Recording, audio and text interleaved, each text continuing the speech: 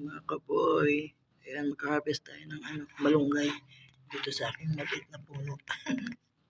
Ayan. Kailangan natin siyang tanggalan ng ng dahon para mas lalo siyang magdahon. Ayan, aking maliit na malunggay, moringa.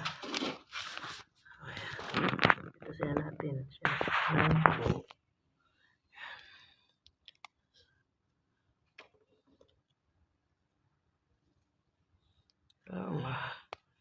Para magbunga siya uli. Napitas ko na siya dati. Ito bagong puno na naman to.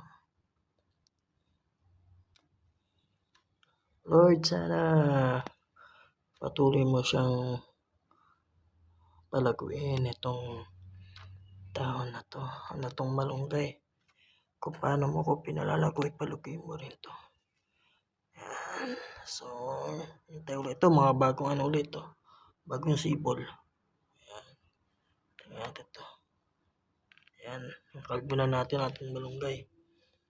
So, yan na. Ating moringa. Thank you mga idol, mga kaboy, mga kakulitan dyan.